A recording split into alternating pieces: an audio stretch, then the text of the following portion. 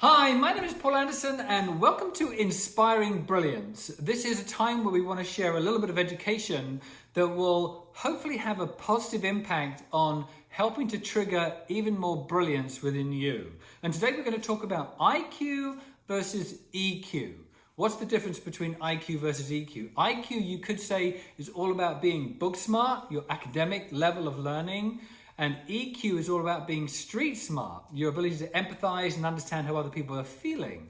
And what's interesting about these two elements is that, especially today in highly competitive world, we're all reinforcing sort of what we're doing through technology, and there's less emotional and human interaction. Our ability to empathize and understand how another person is feeling or thinking is becoming even more of a competitive game changer if you're highly tuned into that. And we all potentially aren't. In fact, if you go through the school system, we're all focused on our IQ and our kids' IQ and, making sure that there's academic levels are being met. And EQ is never even spoken about. So you can have somebody in school that is really feeling that the teacher isn't well, or the teacher is going through challenges, or their friends within the classroom are feeling stressed about something, and they'll home in and help those people, but they won't necessarily be the most academic. And the academic people won't even understand if another person is feeling stressed or upset.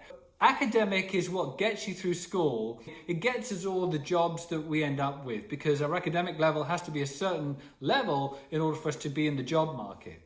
Once we get the job, this is actually, and it's been proven through a lot of different studies, this is where EQ takes over.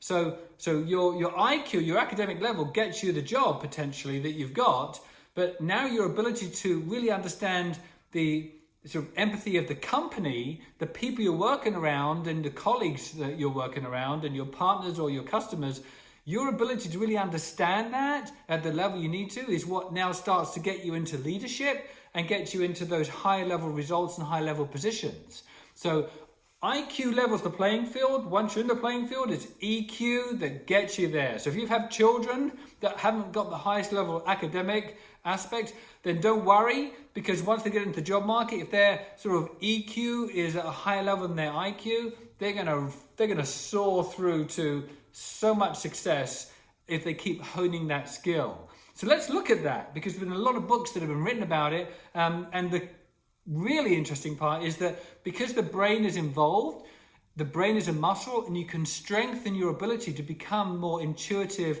when it comes to your emotional quotient. So there are 3 levels of empathy. The first one is really what we call cognitive empathy.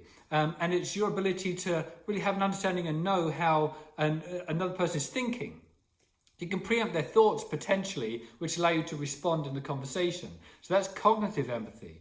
Then we have emotional empathy, your ability to really understand how another person is feeling and share those feelings. So that's sort of, really reinforced in today's world when you're interacting with people. The ability of knowing what they're thinking and what they're feeling are game changers if you really get that right. But there is a third level of empathy, which is the highest level of empathy. The highest level leaders, the negotiators, the people that are really interacting with people and achieving the influence in the world today. And it's called empathic concern. And empathic concern is where somebody you're interacting with is having that interaction, and they know what you're thinking and they know what you're feeling, but they actually also reinforce that they care. Authentic caring and knowing how someone's feeling and thinking, when you combine those elements, it's the highest level of empathy you can get. And you may have experienced some of this. I mean, sometimes, we get involved where we have leaders or managers, if we just take that as an example, and they're really listening to you, and they're empathetic, and they are understanding what you're feeling, and you're into that interaction, but you really know they don't really care. They're just going through the process. And it's that person that you're interacting with where they really are listening and understanding and feeling, and they really care about it, they want to help you through it. That's the highest level of empathy. If we can get to that, then it's a game changer in our interaction. And so think of the brain as a muscle, and there's a real simple exercise you can do to help to strengthen sort of these elements of your sort of cognitive empathy and emotional empathy and empathic concern. Cognitive empathy is the exercise that we highly recommend, just a couple of minutes a day. Sit down with someone that you're close to and sort of talk to them and sort of start to tell them ask what they're thinking about in terms of a subject matter, and then say, no, don't tell me, let me tell you how I think you're thinking about that. As simple as that sounds, you take that exercise, and if you start to reinforce that over time, then you start to strengthen the brain circuitry that is linked into giving you the ability to be more understanding of how somebody else is thinking. Remember, the brain is a muscle, so we're exercising it. Now, emotional empathy is reinforced in your ability to sit down with someone who's close to you and share feelings. As corny, as crazy as that might sound, just sharing feelings with people start to trigger that part of the brain, the limbic brain, where it actually starts to strengthen that neural connection the more you're doing it, so you actually start to get a better understanding of how people are feeling around you. And when you start to reinforce that in the world, if you start to sort of go in even into the fact of the empathic concern, how can I elevate to that level? Just stop and a couple of minutes a day start to really say to yourself that you really care about the people who are close to you. You really care about yourself.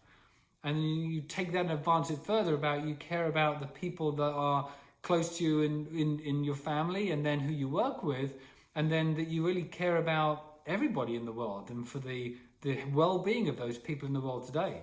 Again, as corny as it might sound, just going through that process repetitiously for a couple of minutes and really bringing it to your heart, and then evolving that over a few weeks, you start to sort of transform this appreciation and understanding of humanity and how to interact with people so that you have a much more impactful experience.